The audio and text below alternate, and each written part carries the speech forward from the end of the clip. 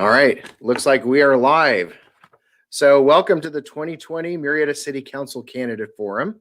My name is Patrick Ellis, President and CEO of the Murietta-Wildomar Chamber of Commerce and your host for this evening. Thank you for joining us.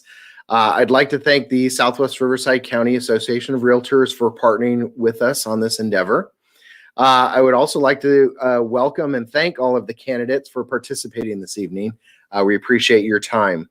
So before we get started, I would like to share some general information. So I'm going to read some information that may seem a little boring at first, but I think it's very critical information, obviously with a different way we will be voting in some fashions this year. So we want to make sure we get out the correct information to everyone so they understand the way to do it. So by executive order, to help slow the spread of COVID-19, all voters will receive a vote by mail ballot. They will begin in the mail on October 5th. So that's when they start getting mailed. There'll be a ballot drop-off box at City Hall and at the Senior Center beginning October 5th as well. Voters are encouraged to use the ballot drop boxes as soon as they receive their ballots. The ballots are collected by the Registrar of Voters staff every few days and are under lock and key in their room. These ballots are then verified as containing accurate signatures of the voter and then prepared for counting after the close of polls on November 3rd.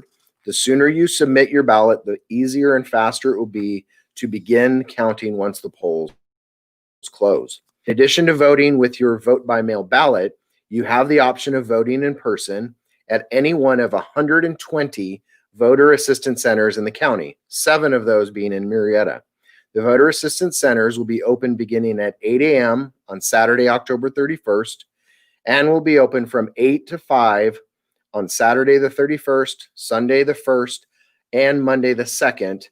And then on the 3rd, it'll be 7 to 8 p.m. On that Tuesday. If you don't wish to vote by mail or put your vote by mail ballot in the drop-off boxes, you can vote in person on a machine during those 4 days. If you have already cast your vote by mail ballot, and it has been verified by the county system, the voter will not be allowed to vote in person. If the voter votes in person and their vote by mail ballot is submitted later, the vote by mail ballot will not be counted. The voting assistance centers use real-time voter verification to determine if the voter has already voted. Scenarios such as voting in Palm Springs and driving to Murietta and voting again would not be allowed because the system is in real time. The voting assistance centers in Murietta will be located at Fire Station 4, the Murietta Youth Center, the Murietta Public Library, Tovashal, Avaha, and Alta Murietta Elementary Schools in the city limits, and then Dorothy McElhaney School in French Valley. Whether using your vote by mail ballot or voting in person, voters are encouraged to vote early and not wait until November 3rd so as to minimize wait times and make it easier to begin counting ballots after the close of polls at 8 p.m. on the 3rd. The last day to register to vote is October 19th. If you have moved since the last election, you must re-register. The post office is prohibited by law from forwarding vote by mail ballots or any election materials.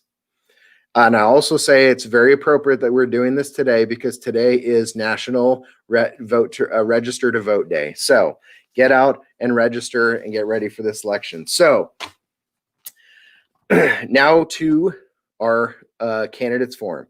So we asked the public for questions to submit to the chamber. We received many questions, so I may not be able to get to all of the questions, but I want to thank those who did submit those questions. We are very encouraged by those who are engaged in our community and actually submit those. So we randomly selected names out of a hat. It really actually was out of my hand because I didn't have a hat, but everyone gets the hat reference. So for the order of the candidates, so for opening statements and for questions. So the order is David Kolk first, Lisa DeForest second, Lori Stone third, and Stephen Brown fourth. Each candidate will be given 2 minutes for their opening statement. After the opening statements, we'll begin with the questions. Each candidate will have 1 minute to answer the question. Excuse me, at the conclusion of the questions, each candidate will have 1 minute for a closing statement. The order will be reverse of the opening statements. I don't think I need to explain that, but I'll let you know. Don't worry. So, do any of you have any questions before we get started? All right, then let's jump right in. So first off, David Kolk, it is time for your opening statement. Patrick, and nice meeting all of the other candidates, I think for the first time. And I appreciate the opportunity to talk to all the people watching this and hopefully making their decision on who to vote for. I retired a few months ago as an assistant city manager. And after 1 month, I realized that one, I was bored. And two, I could help the community where I've spent my last 30 years during a period of emergency. My experience has primarily been running utilities, electric, water, wastewater. I've gone through power crises, wildfires, earthquakes, and a city that had to prepare for tremendous budget problems. I've helped set goals, and I've seen what the role and helped council people do their duty. My first priority is public safety, but this goes beyond police and fire. Local government has to take the first steps towards planning for emergencies. Right now, COVID-19 is an emergency. And I'm somewhat unhappy with the response here in Riverside County and in Murietta in particular, that the city is not enforcing a mask mandate. If we had done that early on, we would have had fewer deaths and we would have had a much easier recovery that would have been better for small business and the city government in terms of finances. My second priority is slowing residential growth until... David, I'm sorry, David. That's your time. So that's your 2 minutes. So I apologize. You will have a chance probably to get back into that question. So next up is Lisa DeForest. Dr. Lisa DeForest, and I'm running for Murietta City Council District 3 because I am passionate about the city of Murietta and I want to see it thrive. I'm an experienced leader who has served the community in countless ways. I was elected to serve 2 terms of the school board, where I was entrusted with a budget of over $200 million. I've had the honor of being president of the Western Science Center, United Way Women's Leadership Council, Murrieta Valley High School Boys Lacrosse Booster, and vice president of the Chamber of Commerce, just to name a few.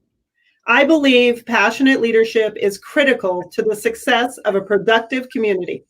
As a wife, a mother of 2 boys, and most importantly, a local business owner, I will strive for a vibrant, attractive community that embraces everyone.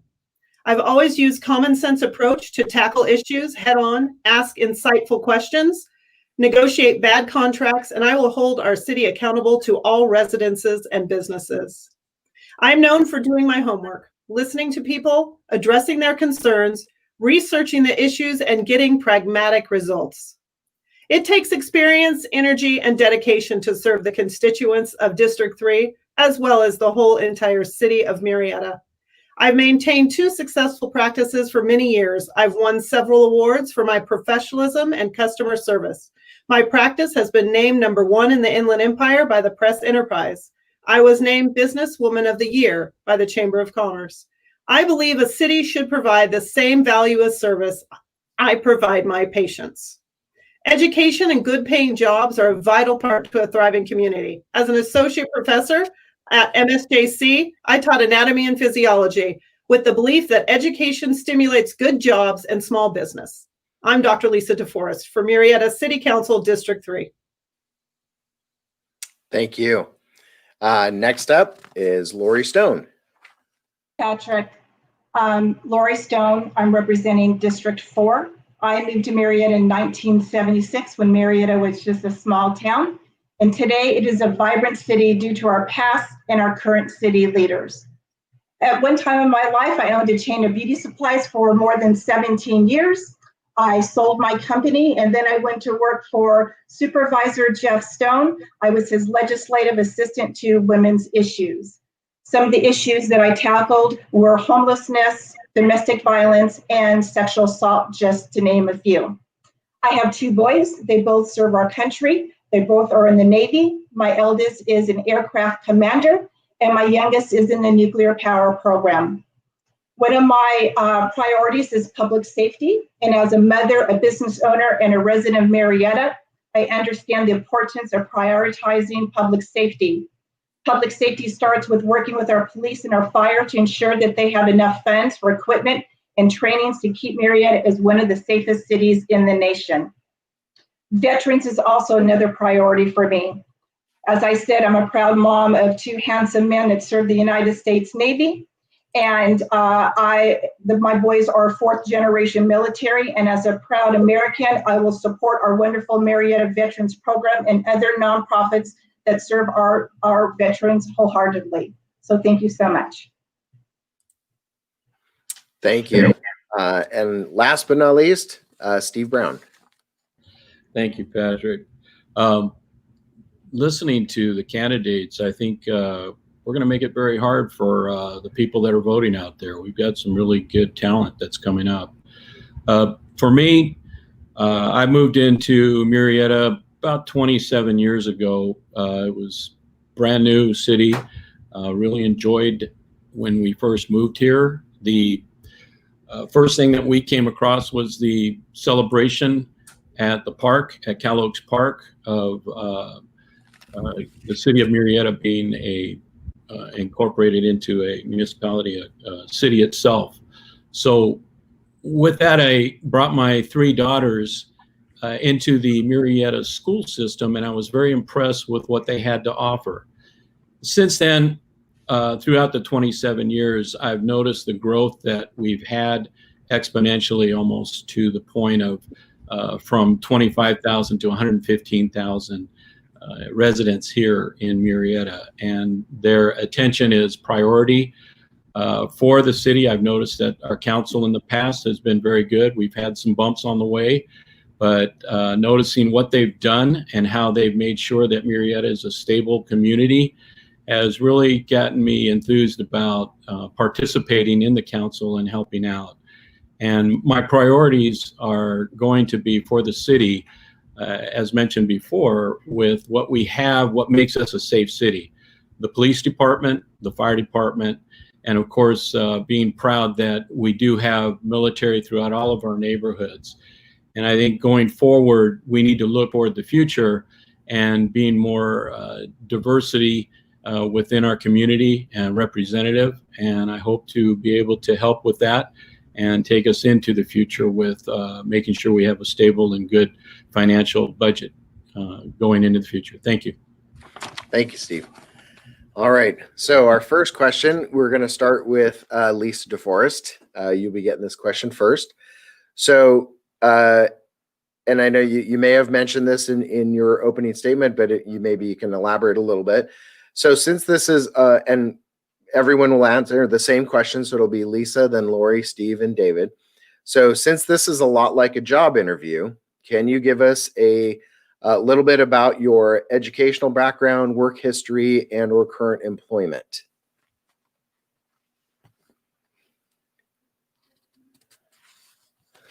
We moved to Murietta so our children could go to the beautiful Murietta schools and live in a safe, beautiful environment.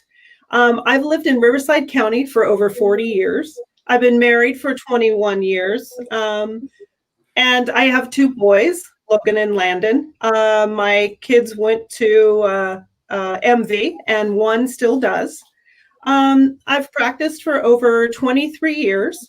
I have 2 offices, one right here in Murietta.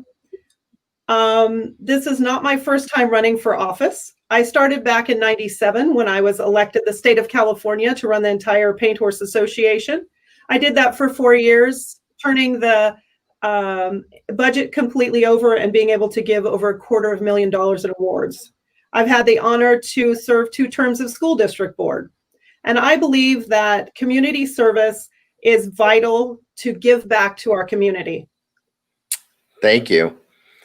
And Lori, your turn. As mentioned, I had owned a chain of beauty supplies in Southwest Riverside County for 17 years, and then also working for the County of Riverside as a volunteer for over a decade in dealing with women's issues. Currently, I own a political management company. I've served on the Commission for Women for Riverside County, where we address sexual assault, domestic violence, and sex offenders. And from that, I was appointed by our former District Attorney, Rob Pacheco, and our former Sheriff Stan Smith to be the spokesperson for the SAFE team, Sexual Assault Felony Enforcement Task Force, where I traveled all through Riverside County to educate people how to keep their children and neighborhood children safe from sex offenders. I'm a founding board member of the Susan G. Komen Breast Cancer Foundation. I've raised millions of dollars for research and for the underserved for breast cancer. In addition, I went undercover as a homeless person. You can Google Lori Stone homeless. Homeless has been a #1 priority for me for the past 10 years. Thank you. Thank you.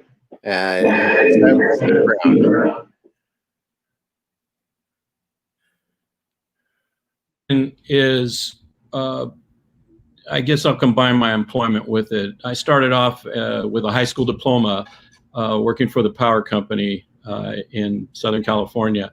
And with just a high school diploma, I went into an entry-level position and worked my way up into becoming a lineman, going through their apprenticeship program.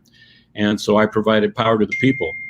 And from that, I went to night school and worked my way up to getting my degree. And now I have a master's in organizational leadership.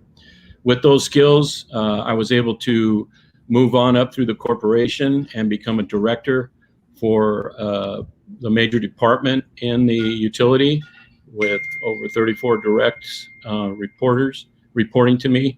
And with that, I've got the experience of working with several $1 million budget and balancing that and taking care of the employees at the same time. Thank you. Very good. Thank you, Steve. And next is David. Thank you, Patrick. I came to Riverside County in 1974 after getting out of the Marine Corps. I graduated from UC Riverside with my bachelor's, UC San Diego with my master's, back to Riverside for my doctorate. Taught for a couple of years, wrote a number of books on macroeconomics and statistics. Then my wife said, get a real job. And I went into the utility industry. Over the last 20 years, I've run 3 utilities, including the city of Colton and Pure Irrigation District and Bear Valley Electric, and also a water and wastewater utility. At one time, I've had over 125 people reporting to me and a budget of over $600 million. So we've worked hard and successfully over the years. Very good. Thank you. All right. So Lori, you'll be starting off this round of questions. So this question is, what inspired you to run for city council? I've served our valley for the last 30 plus years. As I stated, I was a board member of the Susan G. Komen Breast Cancer Foundation, where I lobbied to have the Race for the Cure here in the Inland Empire that has raised millions of dollars. I've been an advocate for sexual assault, domestic violence, homeless, just to name a few. And there's something about giving back to your community and seeing something positive come out of it. Just for example, today, I was at the Board of Supervisors meeting today to promote opening up Riverside County for business. And I love the quality of life that I have brought to this community, to this region, and I would like to sit on the council and implement good policies and continue the quality of life that the residents are used to having here in Murrieta. Thank you. Steve. Well, what inspired me mostly was being able to enjoy the festivities that Murietta has to offer for our youth. And, you know, anywhere from the athletics on up to getting involved with the senior citizens. I was really impressed with what priorities we have in Murietta through the, like I said, the 27 years that I've been here. And I would like to be able to participate in that, because I do see their foundational goals for Murietta is to really make this a safe environment for families to grow up in. And when I look at our police department, our fire department, and the supporting teams that we have throughout Murietta, it just inspired me to want to be part of that and be able to help and make decisions that I feel encompass all of our citizens in Murietta. Thank you. Thank you. And David. Thank you. I've been involved in politics since the mid-'80s.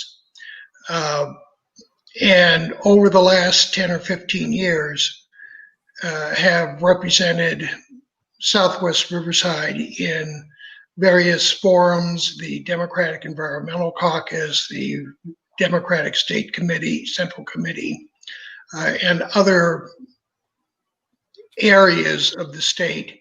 And representing, we're working for council people as they set goals and we implement the goals that have set for us. I looked around and decided that this would be a good time where I could help use my experience in running a city, moving forward and doing something positive now that I'm retired and have the time to work on my community where I've been here for the last 30 years with my two kids who went through the Murietta School District and Mount San Jacinto, where we taught. Thank you. Very good. Thank you. And then Lisa, what inspired you? Well, what inspired me is I love Murietta, downright. I think this is an amazing place to live. We could have lived anywhere else and we chose here. And I want to see this community thrive. And I've always felt that community service was important, that you give back, because it always comes back tenfold in a beautiful place to live. I want to maintain the quality of life here. I think my experience and education, my background is microbiology. We have an innovation center with biotech, which I am just nerdy enough to absolutely love. And I want to help see the future. You know, the road's been paved. We've had amazing council. But you know what? I want to see us go further. We're not perfect yet. And nor will we be perfect when I'm done with my service here. But I want to keep the road smooth for the next generation. I want to see my kids want to return to Murietta to make it a multi-generational city, because I love Murietta. Great. Thank you. All right. So let's see. So that was Lori. So now we move to Steve. So Steve gets the first question here. All right. So this is kind of plays right into what you're talking about. So think forward, and what is your vision for the city of Murietta? Well, the vision for Murietta is really one of my platforms is the future belongs to Murietta. However, right now, I think we all know that the immediate future is to address COVID-19 and the effects of COVID-19. And hopefully the vaccine will be coming up soon, and then the distribution will begin. And I'm sure that's going to be a big debatable platform that we're going to have to discuss on how soon we can get it out to our people, because that's number one, the health of our citizens. But going into the future, what I'd like to see Murietta be looking at is really the internet for all for free. I'd like to see solar generation for our city, And I'd also like to see the Murietta emblem put on our water tower amongst one of the things, so we know we're in Murietta when we get by here. Thank you. Very good. Thank you. David, what is your vision? I hope to see Murrieta develop into a mixture of rural parks and small businesses that support a few of the anchor firms that we have here. I'd like to look at Old Town, the possibility of converting that to a no auto zone, at least the Washington area, with auto access on the east and west rather than down Washington, at least between Kelmy and Ivy, and use that as a walking area, Paseo type, with street vendors and entertainment at night. I also want to do something about our traffic issue that's continuing to get worse, and really look at what's going to happen over there at Clinton Keith and the 215 when Costco comes in, because we cannot be bottlenecked by these new businesses. Thank you. And Lisa. My vision for Murietta is a safe, beautiful community that we all want to thrive in. We'll do that by maintaining local control of our police and fire, and supporting them as many ways as we can. We need to thrive after COVID. The city's done some great things. Chamber of Commerce has been forthcoming with giving information on people how to do the small business grants, and information on the webinars has been amazing. And economic development. Really, any business has to have the finances to support the business. We all want great quality of life. We want to live in this beautiful town. So we need to stabilize our economic development. And we can do that by expanding our biotech and our innovation center. We can do this by attraction and retention and expansion of the businesses that are here. So remember, we need to shop local, and we need to support our small businesses in our community. Very good. Thank you. And Lori. Well, first and foremost is to make sure that our city is financially stable. We continue the quality of life and making sure that public safety, that we do support our public safety. I would love to see Old Town have an expansion of Old Town. I believe that our innovation center just received a really, really huge, large grant.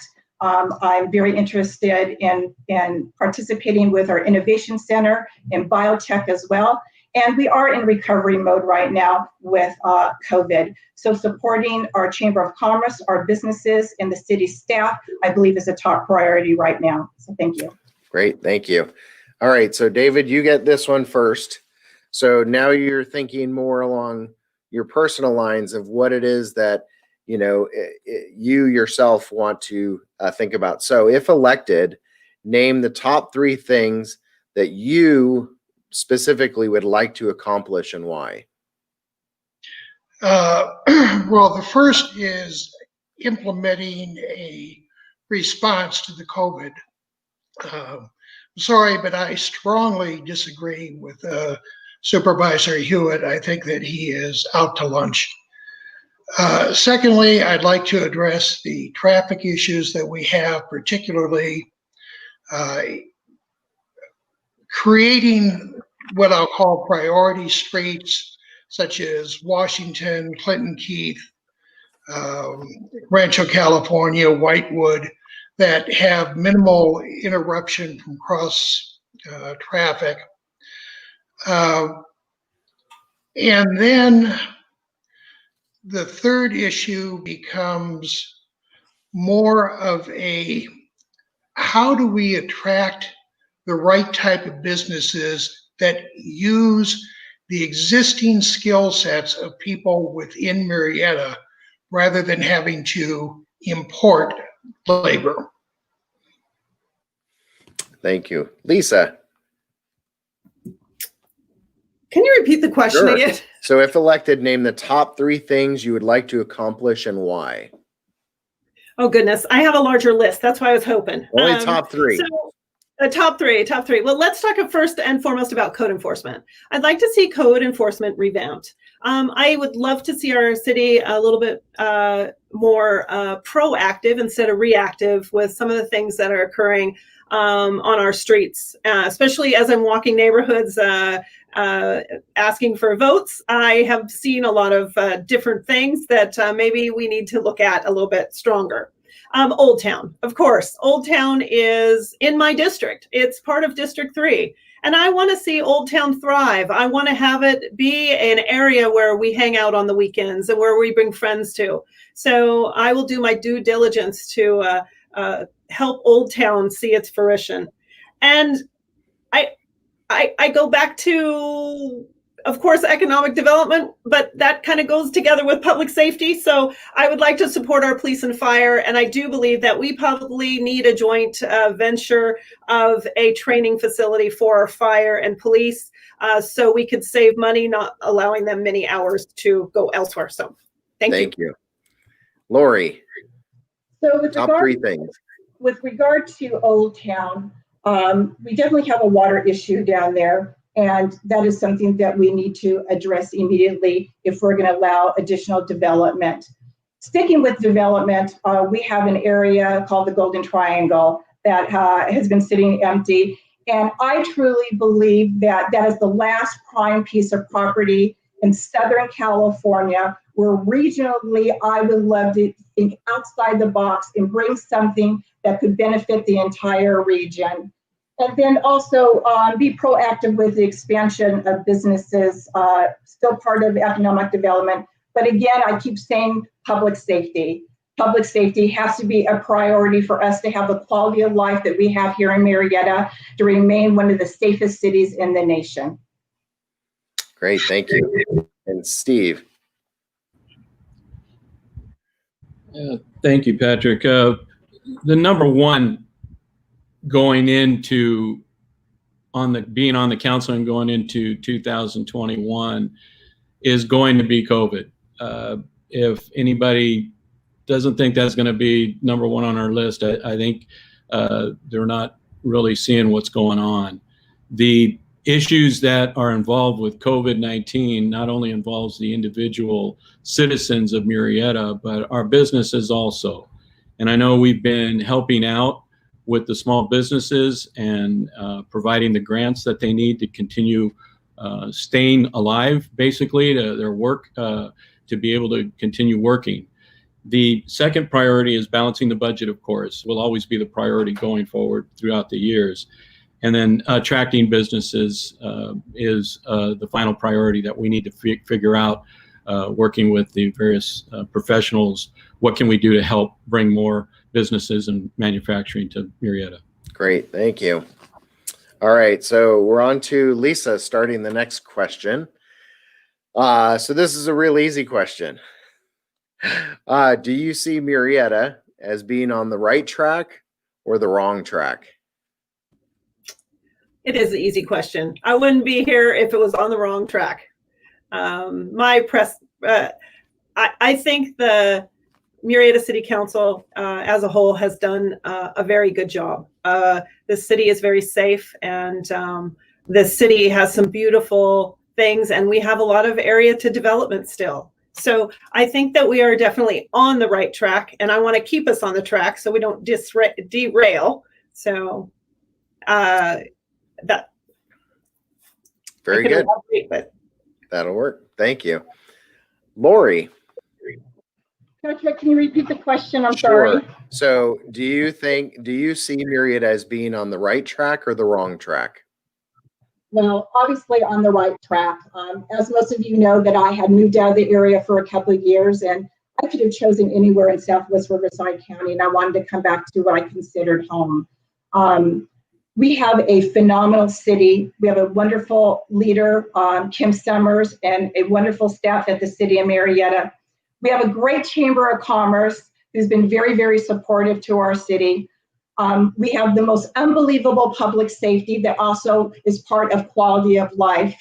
We have great shopping, we have great eateries, we have great entertainment, and this is really the last place that I want to call home. I never want to leave here again. So yes, we are on the right track. Very good. And Steve. Yeah, I feel that Murietta is on the right track. And as I mentioned before, I guess if you asked me this question about 10 years ago, I'd say we were on the wrong track. We're not going in the right direction. But with the council that's been put in place now and more recent in the past, they've done an excellent job and have made me proud to be part of a Murietta community. And I think the guidance that they've gotten and the decisions that they've made has helped them make the citizens of Murietta be proud also. And then to read in the newspaper how, you know, we're one of the top 10 safest cities in America. It's just a very proud moment for, I think, all of our citizens. And with that, the budget that they've been able to help us get through this serious time, it's because of their efforts that have really helped us out and their leadership. And I want to be part of that. Great. Thank you. And David.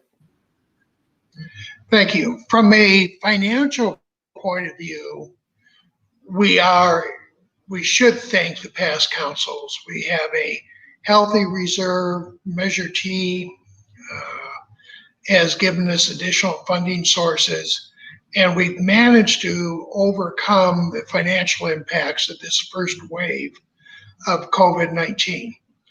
On the other hand, there are issues that need to be addressed that are in conflict with some of the things that are going on. You can't have tremendous residential growth, which calls forth a demand for increased goods and services from the city without a corresponding revenue stream. We need businesses and we need infrastructure investment to finance additional residential growth. So in general, we're on the right track, but not totally. All right. Thank you. All right. So,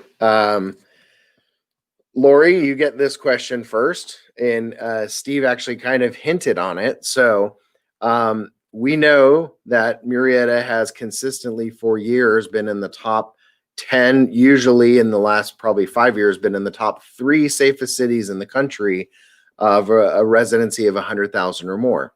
So why do you think it is always in the top 5 safest cities nationwide? Well, when the city of Murietta became, when the people in Murietta wanted to become a city, the premise at that time was to own our own police and fire. It was about local control, Patrick. And when our city began and we did own our police, I will tell you that the surrounding cities laughed at us. Well, who's laughing at the city of Murietta today? Local control is extremely important.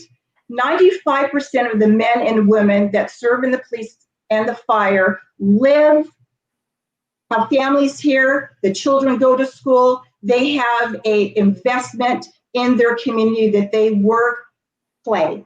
So I believe that that is one of the reasons why we are one of the safest cities in the nation. And also our staff, the city staff, and especially our past and our current city council have made our public safety a priority. They made sure that they had the funding that they needed to ensure that they had equipment and trainings to keep up with the latest technology with regards to public safety. So that's what I believe.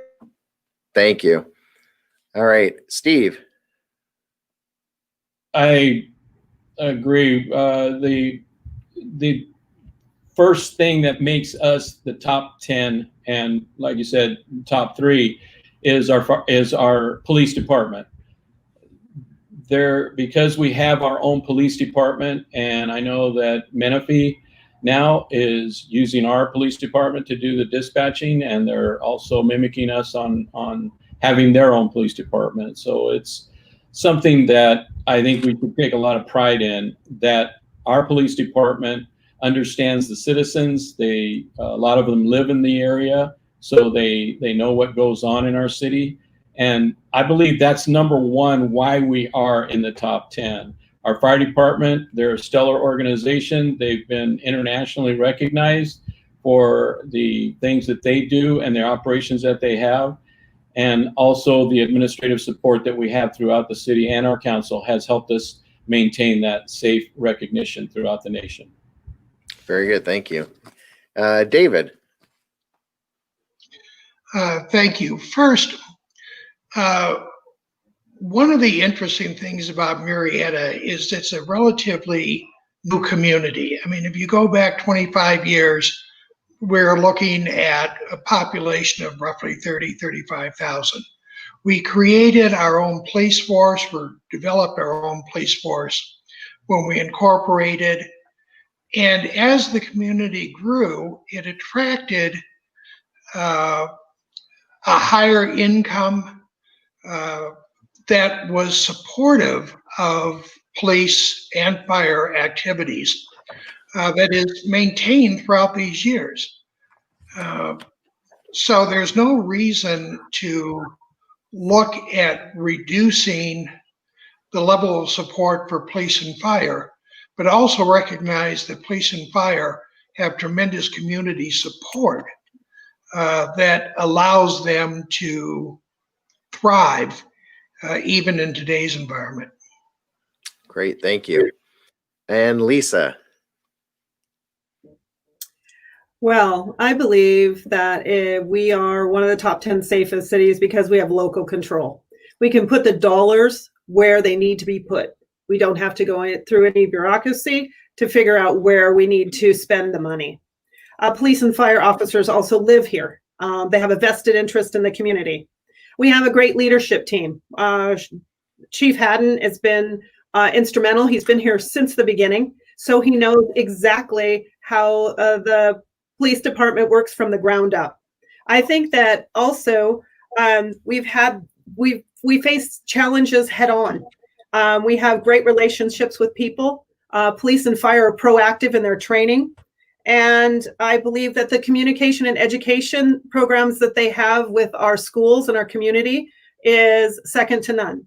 That community involvement makes us a safe city, and everyone wants to keep it that way. Very good. Thank you. All right. So next up is Steve. You get to go first now. So currently our city council has 5 main policy objectives. So out of those, which would you consider your top 2?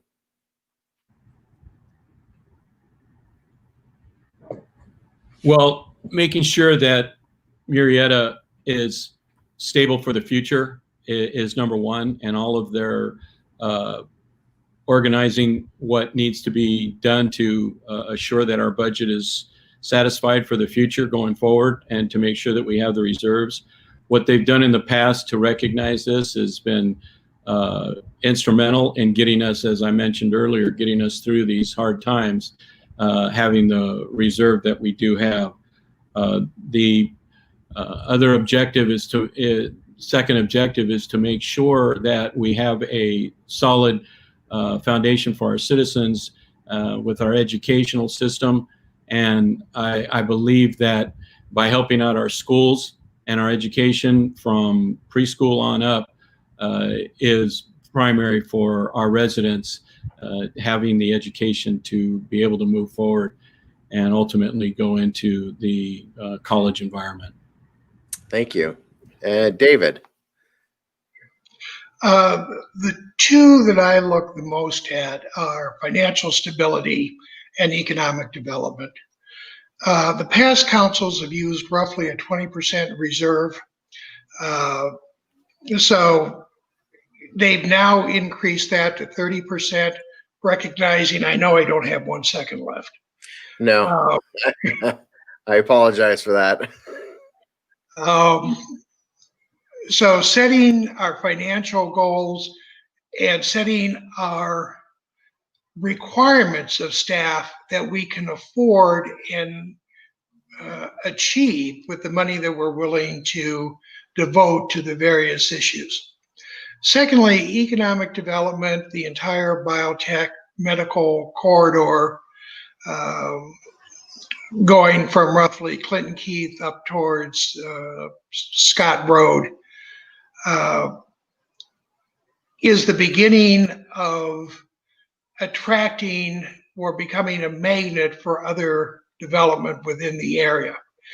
My only concern about that is, are we hiring people from the area so that they don't have to leave to Anaheim, Riverside, or San Diego? Or are we bringing in people from other communities to meet our labor requirements, but still seeing people leave and causing problems? Thank you. And Lisa? Well, I think that aggressively pursuing economic development, because as a business, we know that it's very important to be able to have our finances in order. So balancing the budget, making sure that we're driving the economy forward in our community so we can afford things like quality of life, police and fire, library districts, etc. The second would be to promote a caring community. We want to promote a caring and engaged, connected community. I think that's very important. That's one of the reasons why I am running as well, because I feel I'm very connected to the community. You know, I have a practice here, and I also have children in school here. So I think that's vitally important to stay connected to our community and to be able to be transparent and approachable, because we are just a voice of our constituents. Very good. And Lori? So definitely the budget, financial stability, and our reserves. As you know, that we are in recovery mode right now. And I have to give kudos to our current city council, our past city council, and our staff, that for our reserve fund for a rainy day, we have approximately $22 million. In addition, I know that I keep driving the same message, but again, it's all about quality of life, and it is public safety. So our financial stability and public safety, I believe, are the Very two good. prongs. Thank you. All right. So next question, we're going to start with David this time. So Murieta's moved through her growing pains. So once the butt of jokes due to the squabbles on the dais, to today, one of the region's leaders with a record of professional and sophisticated leadership. What experience do you have in consensus building? And can you give a quick example? I've participated in legislative and regulatory hearings on everything from utility wildfire mitigation and prevention to climate change,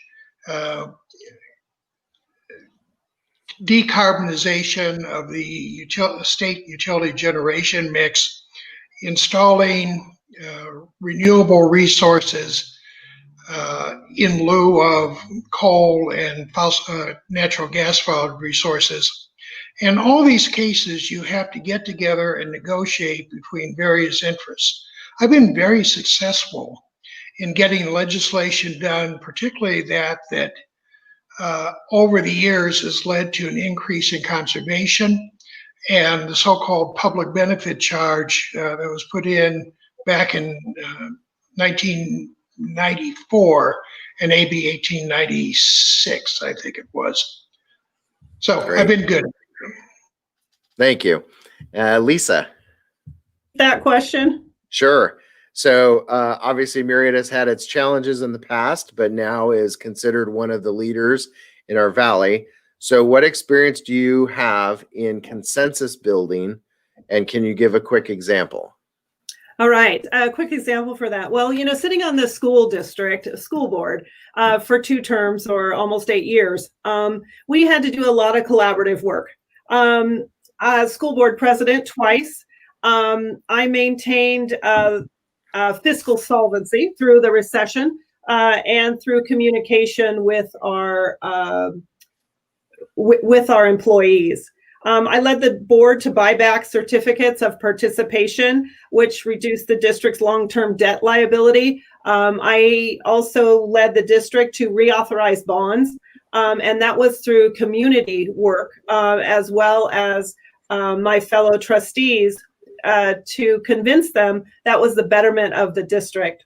So I think that, utilizing my experience with my constituents on my school district board will be much like moving forward with my colleagues on the city council. Very good. Lori.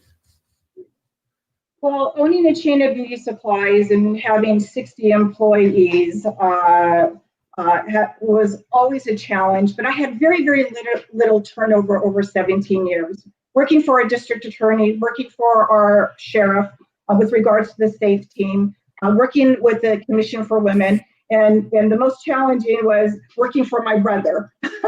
So I look forward to working with the city council, and I will always be very, very respectful with differences of opinion.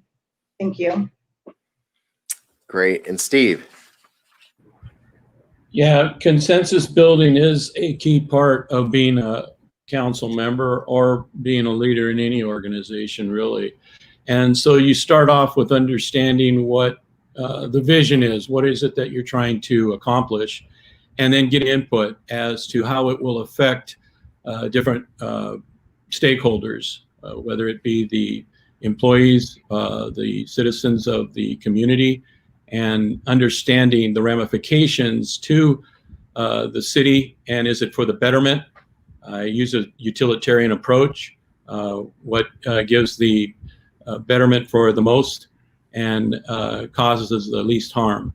And I can give an example of people not wanting to have change in the corporation of 14,000 employees that I dealt with, and we ended up going out and asking the employees what is it that they would like to see changed, and with that we were able to come around to appeasing most of the employees for that change.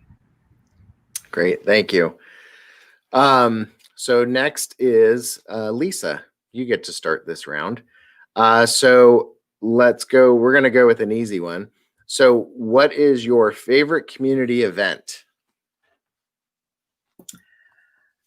I think my favorite community event would be the Murietta Rod Run.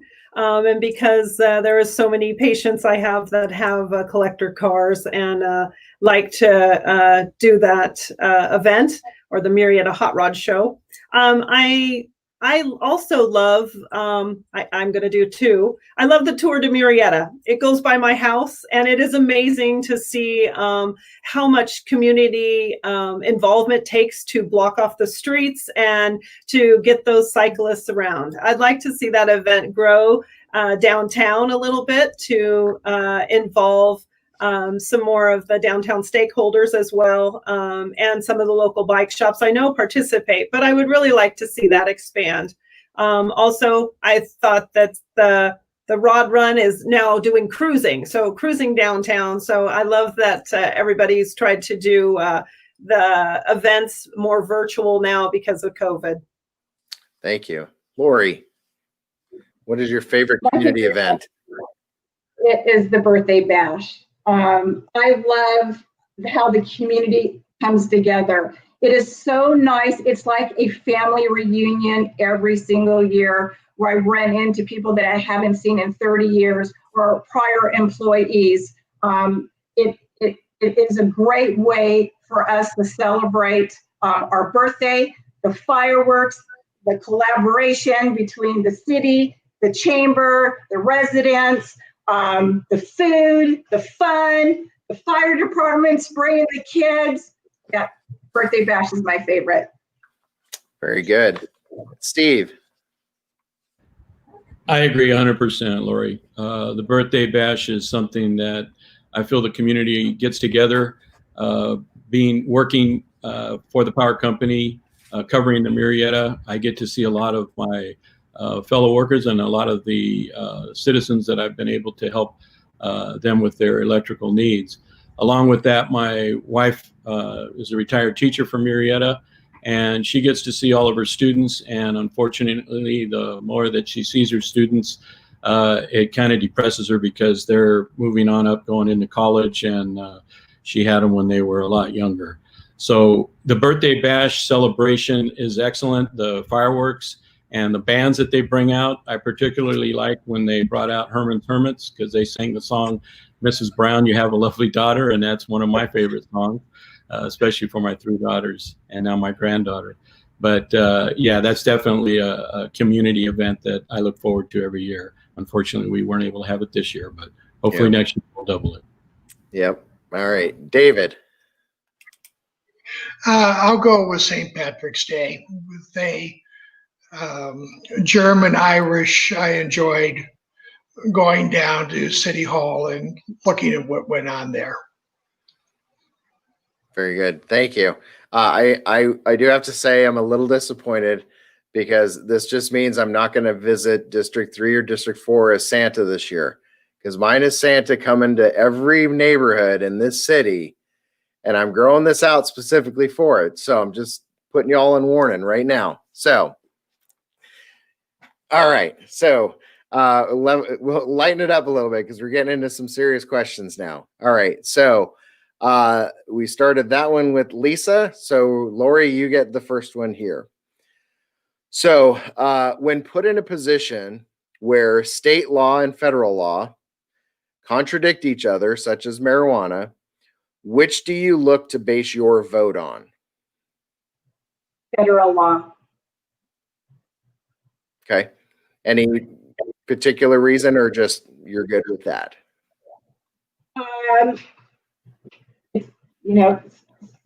I'll say federal law. Just leave it at that.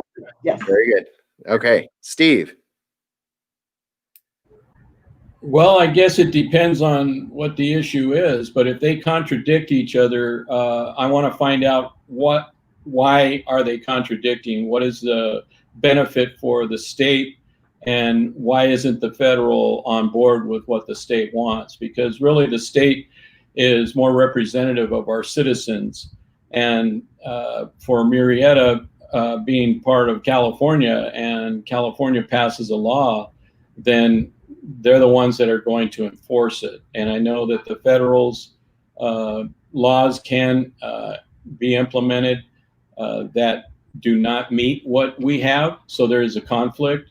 But I do support understanding first what the issues are and seeing how it would affect our citizens in Murietta, and try to come up with a compromise that will support the federal and the state.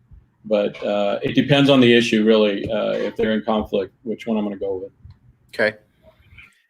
David.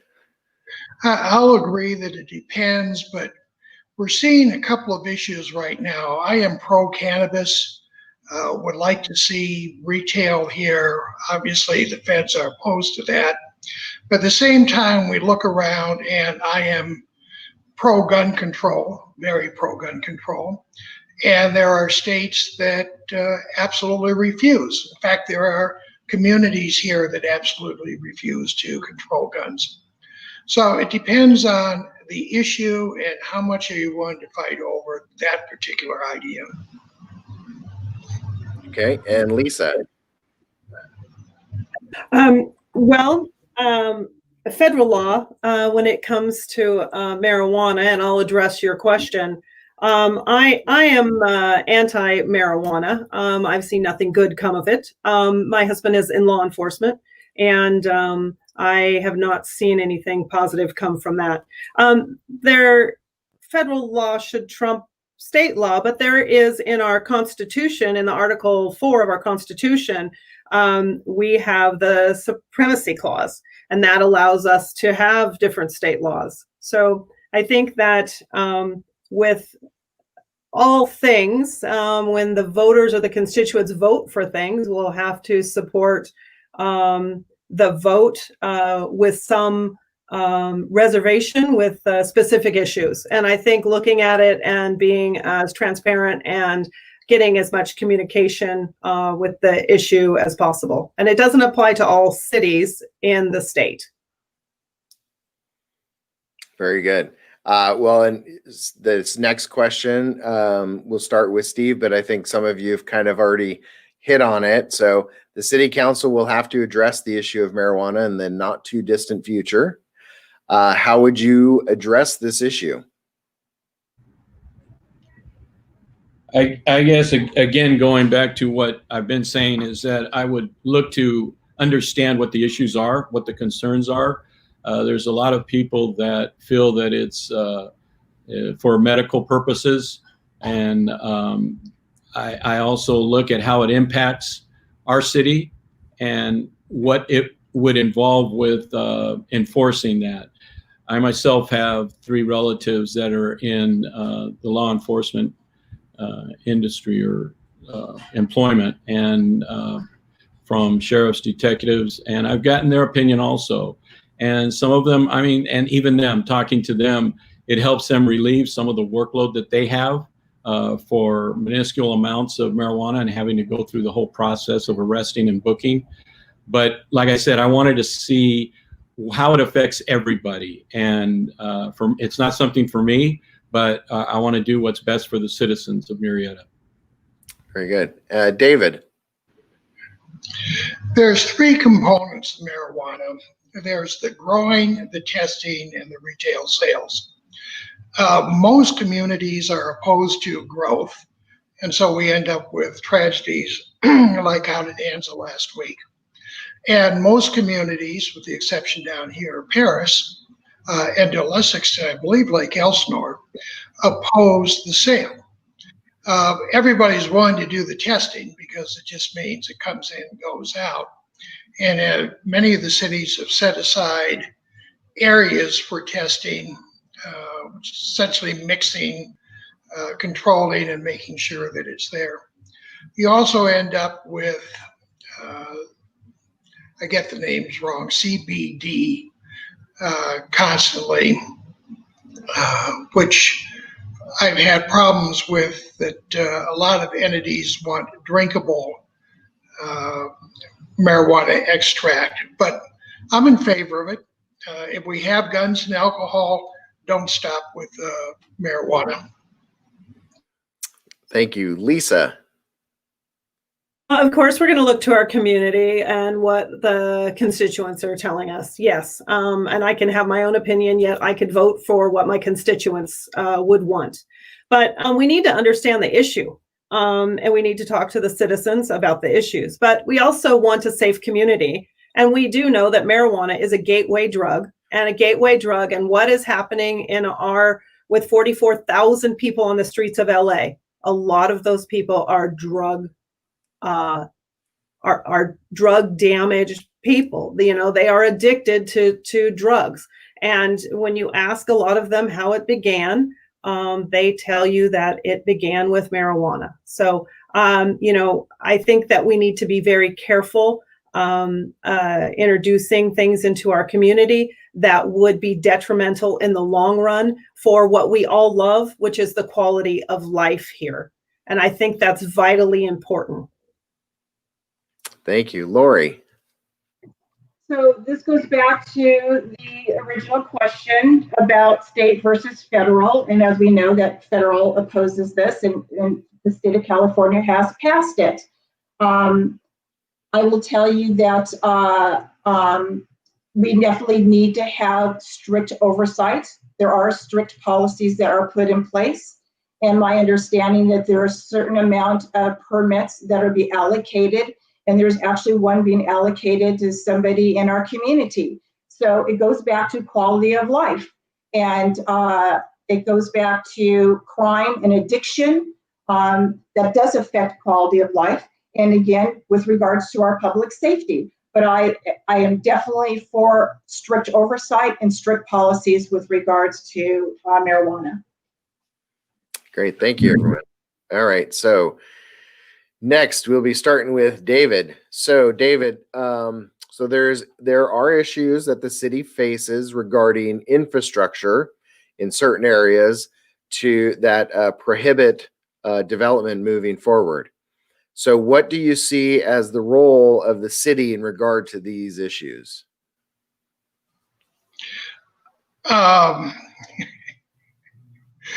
Environmental laws are being changed unfortunately, that I believe we should maintain the existing environmental and CEQA laws that are in place, regardless of what goes on at the federal level. That I see no reason in the world to surrender our environment to business when there's lots of areas where environmental concerns can be avoided. So we do have the problems with infrastructure that we're going to see there at Clinton Keith and the 215.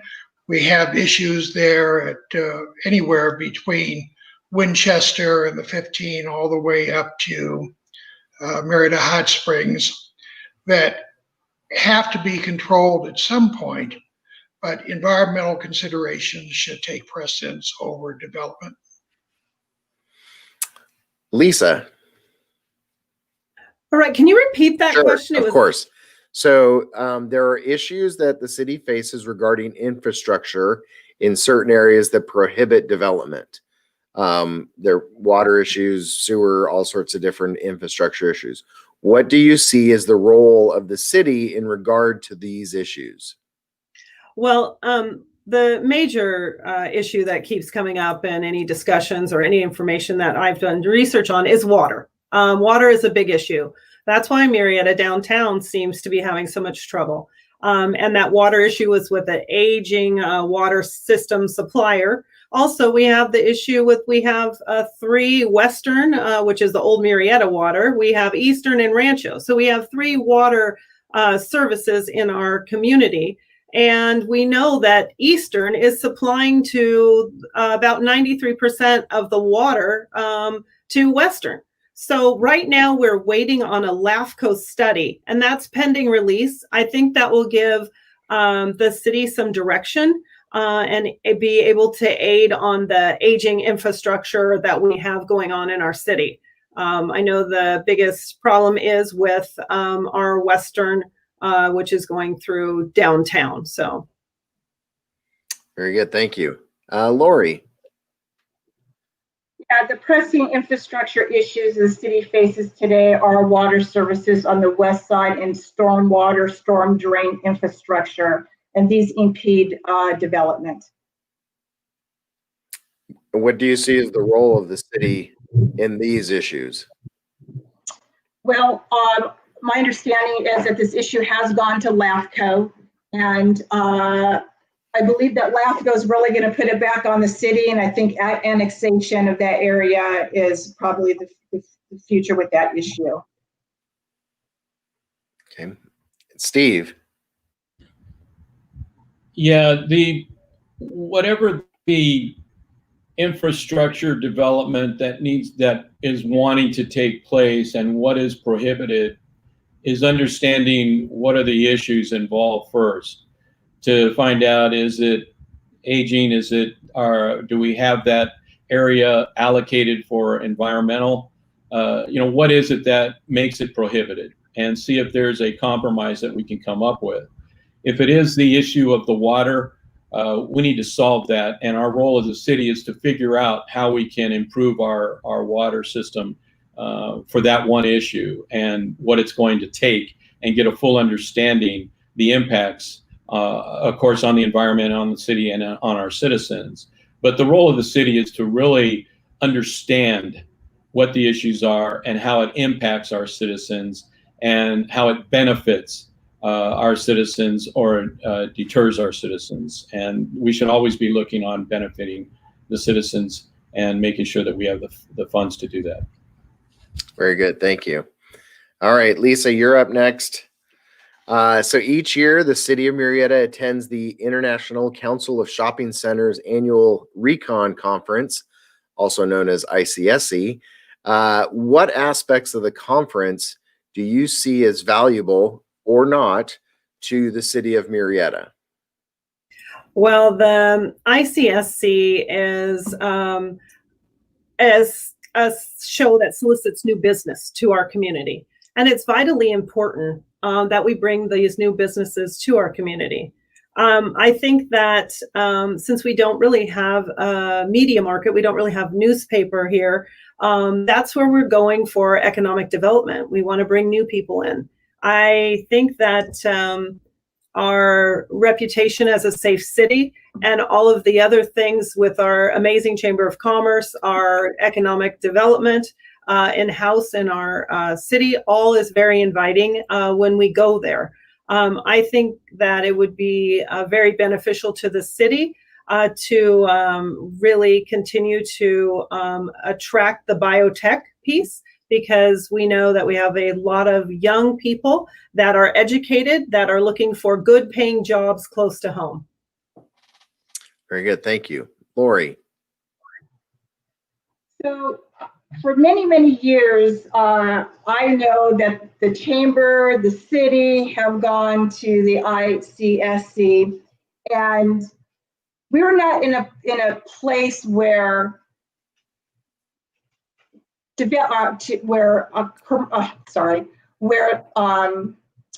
retail developers were interested in Murietta. We were kind of like, who's Murietta? Well, now Murietta is on the map. Murietta does showcase our fine city to these retail developers. Our quality of life, our public safety, our extreme demographics for these retail developers to come to Murietta. And if I am elected, I look so forward to going to this ICSC and be part of the team that negotiates new, innovative retail developers, and also with regards to our innovation center. I look forward to representing the city at that event in March. Thank you. Steve. Yeah, I agree. I think the ICSC has helped Murietta see where in the past where we need to go as a city, and we've developed that over the years, and we've become more attractive to bring in more businesses, more retail into Murietta. Along with that, we can brag about how we are a safe city, which encourages the people that want to bring their businesses to Murietta to live here. And that's what I see that helps Murietta, is if you have the businesses here and you have the people living here that run the businesses and their employees, it makes us a lot stronger to be a sustainable city going forward. So yeah, I fully support that, and it helps us recognize what we need to do to keep going in the future that we have been going so far. And David. ICSC has always been a interesting trip to Vegas. We have the story to tell here with our relatively high household income, our low relative to population mix of retail restaurants and stores that are available, and we can put on a presentation there that hopefully attracts people.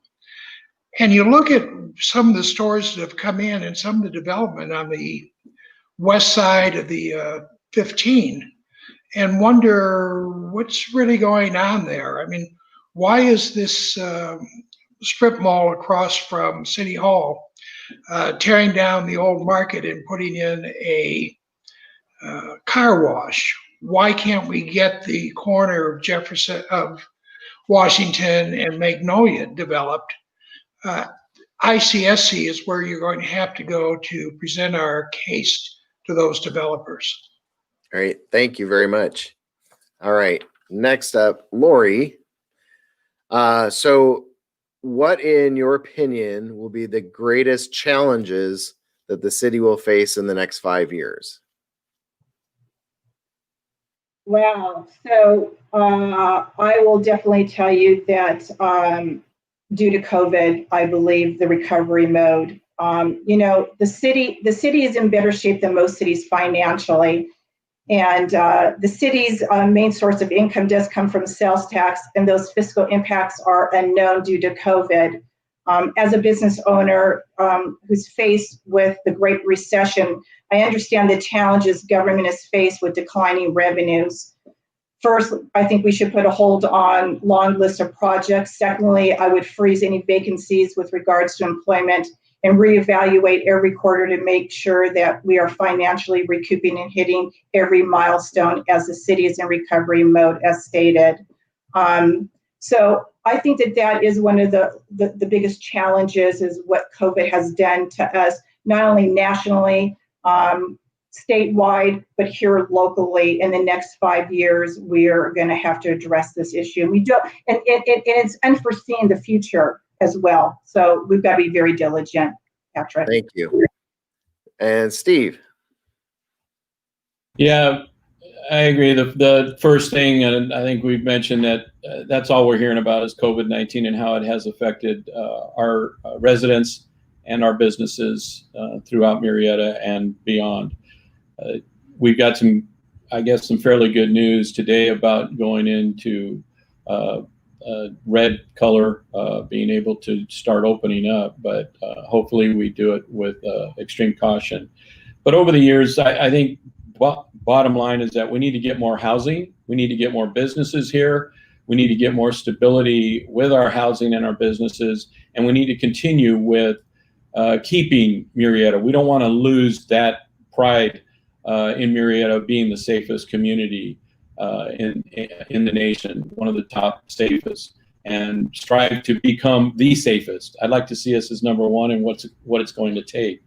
But the next 5 years are going to be challenging for budgets, of course, bouncing back from COVID. Thank you. David. It's interesting that we all agree so far on this. COVID's going to be the problem. We're going to see another outbreak. I kind of see the disease or is sloshing around the country, bad here, moving to a different part, and coming back. And I would like to see, at least until we have a vaccine 2 or 3 or 4 years from now, that face covers are mandatory for people going into public areas. If you don't want to wear them, there's land out there by Amboy that you're welcome to move to. But we have to recognize that we need to have our economy recovering, and we're not going to have it recover as long as the COVID virus is coming back and impacting and requiring continued closures of our small businesses and retail establishments. Thank you. And Lisa. All right. Well, I think COVID, yes, is definitely survival after COVID. But I think now is the time that the city needs to look at things and prepare for the future. This is a downtime that a lot of cities don't get. We've never had this. This is unprecedented time. So let's sit down and let's have some communication, not just stop and wait for something to happen, which may never happen. But let's prepare. Let's prepare for the future and get ready. And that's through development and expansion. The city has been amazing. We've done 7 projects with Caltrans, more than any city, any of the 5 cities surrounding us. So let's continue that. Let's get maybe the Keller interchange going. Let's open things up a little bit. Let's continue to support businesses during COVID, which the chamber has been instrumental in doing.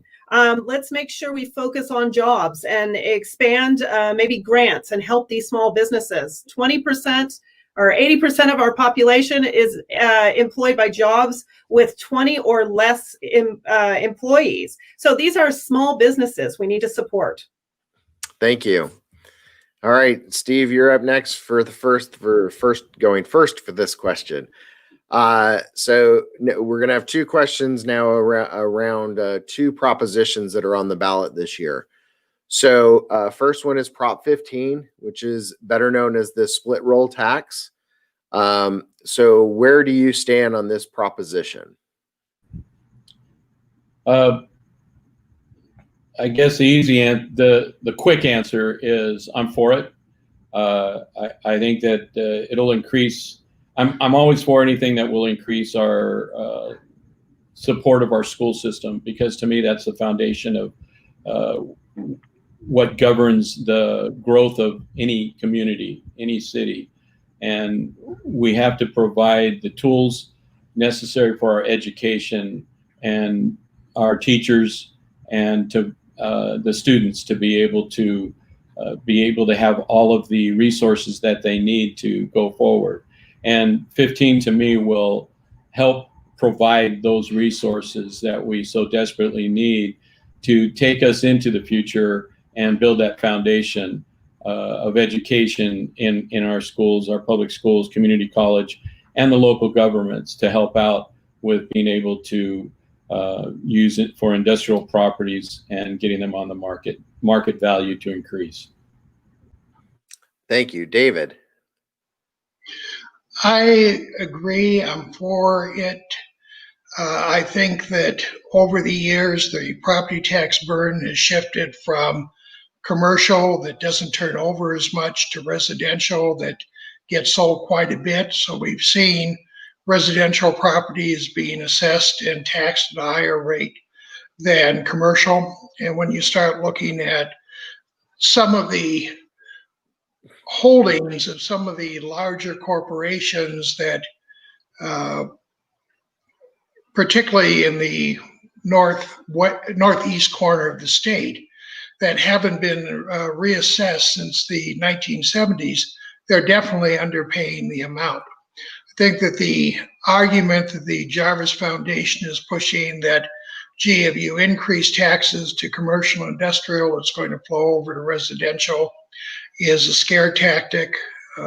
And I urge a yes vote on 15. Thank you. Lisa? Oh, well, thank you. I think that Californians are among unprecedented economic times. Yet another threat is on the horizon. Proposition 15 is truly a threat. It threatens small businesses. We should be concerned about Prop 15 because it threatens jobs. And that's going to hurt, especially with our employment rates as high as they are. It raises prices for consumers. These businesses that are going to get their property tax raised, of course, it's going to pass on to the consumers. It hurts small businesses. It does nothing to prevent property taxes from being raised. And of course, they're going to be paying higher rents, so then consumers will be paying more. It lacks accountability. Sacramento politicians can divert the new local government tax money for other purposes, kind of like they've done the gas tax. So I am completely against Prop 15. And even the writers of Prop 15 has said, this is just the beginning. They're going to come after our personal property and our homes. So both of you that are retired, maybe that's a very important fact, because this is going to be very bad for our senior citizens. Thank you. And Lori? I am adamantly opposed to Proposition 15. This is an attack on Prop 13, massive tax increases on business property, $12 billion. The cost will be bypassed to the consumer and small businesses. Businesses and jobs will leave California. It creates a costly administrative nightmare. So I am adamantly opposed to Proposition 15. Great, thank you. All right, David, you're up next. So Prop 22, better known as the app-based independent contractor proposition. So where do you stand with this proposition? I've been going back and forth on it.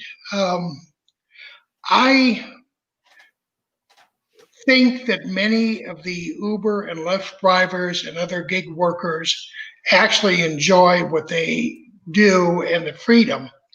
At the same time, I think that the corporations are ripping off the workers and taking advantage of the economic conditions that we're currently in. So I'd probably be opposed to it simply because so many of the workers enjoy it, but I'd like to look at it again in terms of, are the people getting at least minimum wage? And by minimum wage, I mean a livable wage of $15 an hour or above. And if they can do that, then let it stand. If they can't, then force the corporations to ensure that people earn at least a minimum amount. Thank you. Lisa. The never-ending cycle, this Prop 22. This comes from AB 5, which was the independent contractor bill that was passed. I think that we definitely need to vote yes on this, but most of all, I think we need to go back and appeal AB 5. It was absolutely ridiculous. Maybe go back and appeal that, because this is just the beginning. We'll have many propositions coming at us for different types of workers. And each person will want to carve out their niche so they can be independent contractor. Let's go back and get rid of this AB 5, re-vote on it instead of carving out all these little niches. And I would vote yes on it because I believe that AB 5 should be gone anyway. Thank you so much. Thank you. Lori. I would vote yes on Proposition 22, and I agree that AB 5 should be repealed. It's crazy what our legislature is doing right now with all these independent company or organizations, musicians, Uber, Lyft, so on and so forth. And I'm all about free enterprise. And if people want to be independent contractors, they should be allowed to facilitate whatever work environment that they want. If they want to work part-time as a senior to offset their expenses, a young girl, boy that's in college, I'm all about free enterprise. Yes, I agree that we should repeal AB 5, but that's a whole nother issue. So I am yes on Proposition 22. Thank you. And Steve. Yes on 22. Again, as Lori indicated, these are independent workers, free enterprise. People that I have experienced in the industry really enjoy having the freedom and the independence of having their own small business, really, that they run themselves. They're their own boss and they enjoy it. So yeah, I agree that AB 5 needs to be repealed, but for now, the Prop 22 that's out there, we should support those Lyft, Uber drivers, the independent people that are out there, the DoorDash. I know I use them and I really like them a lot, and I'd hate for them to be intruded on their freedom with this Prop 22. It ensures that to keep them independent and free enterprise succeeding. Great. Thank you. Okay. So now the clock's going to disappear at this point because we're now at the speed round. So what is going to happen now is I've got a few questions for you. We're still going to go in keeping the same order, but these are one answer questions, right? So very quickly we'll move through these. So we're going to start with Lisa. Lisa, you get the first question. Which constituency would you say you identify with more? And I'm going to list a few of them here. So which one of these do you identify the most with? Youth, seniors, long-term residents, new residents, business, or other? I would say business. Okay. Lori. Business. Steve. Long-term residents. All right. And David. Long-term residents. Very good. All right. So we got the hang of this. All right, Lori, you're up first. It's not unusual. I can't say that without thinking of Tom Jones. It's not unusual for city council members to spend between 20 to 30 hours a week on city business. Are you willing to dedicate at least this much time? Absolutely. And plus more. Steve. Yes. David. Yes. And Lisa. Yes, I've got a lot of energy. I figured I'd get 4 yeses there. All right. So Steve, you're up first. How many city council meetings have you attended in the last year? 2. David. 0. Lisa. Probably over 10, considering online. as well. Do those count? Yes, they do. And Lori? 2 in person, 4 online, 6. Very good. All right. So David, you're up first. How long have you lived in Murietta? 30 years. Lisa? 6 years. Lori? I moved here in 1976. Do the math. Can't do math in my head. Sorry. Not possible. Steve? 40. 27. Very good. All right. Lisa, you're up first. Have you ever served on a committee or commission for the city of Murietta? No. Lori? A commission, and what else? Committee or commission? Does the Chamber of Commerce count for anything as a, no. We're not, remember, we're not part of the city. No. Okay. Steve Tried to, but no. and David? I've served on many commissions, but always for other cities. Okay. All righty. Lori, you're up first. Do you have or have you ever owned a business? Yes. Steve? Say it again. They weren't quick enough on the unmute button out there. Yes. David Yes. and Lisa? Yes, of course. Great. All right. And the last question in the speed round. We're going to start with Steve. Did you complete your census questionnaire? Absolutely. I completed it the first week I got it. Good. David? Yeah, same thing immediately. Good. Lisa? Of course, yes. Good. And Lori? Yes. Good. I was going to say there better be 4 yeses. Otherwise, you may have been disqualified. No, it wouldn't have disqualified you. All right. That is the end of our speed round. I want to thank you very much for participating in that. I want to thank you all for your time. So this we'll do our closing statements. And so we're going to go in reverse order. I'm not going to remember which order that was. So we started with David. So we're going to start this time with Steve. Yeah, thank you for doing this. It helped me see the attitudes of all the candidates, and I hope I've made it difficult for the voters out there to make their decision. But I do want to reemphasize that I came to Murietta 27 years ago. My wife of 36 years, 3 daughters, raised them all going through the school system here in Murietta, and very proud to be a Murietta resident and citizen. And I just look forward to this as being an opportunity for me to be able to help to give back to our community and help make the decisions that so recently have been such good decisions that kept Murietta in the forefront of cities in the nation. And so I look forward to everybody voting, and hopefully they vote for me. Thank you. Thank you, Steve. Lori?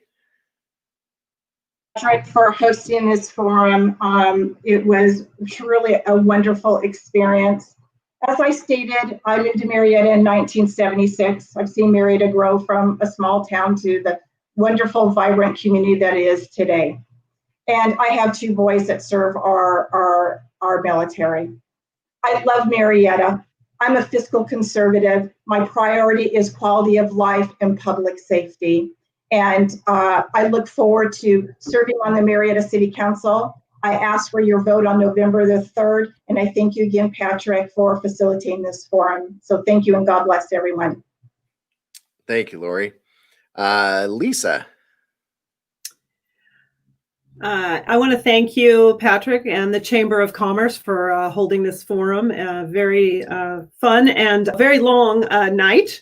And just want to say to the constituents that I know that decisions that are made by the City Council can directly impact the community, and they can affect the quality of life of the residents here of Murietta. I promise to do my due diligence and make educated, good decisions. I'll lead with transparency, and I'll always be genuine. I thank you for your time tonight and your attention. I'm dedicated and committed to the city of Murietta for the right reasons. And in order to accomplish these goals, I kindly ask for your vote on November 3rd. I'm Dr. Lisa DeForest, and check out my website, drlisa4murietta.com. Great. Thank you, Lisa.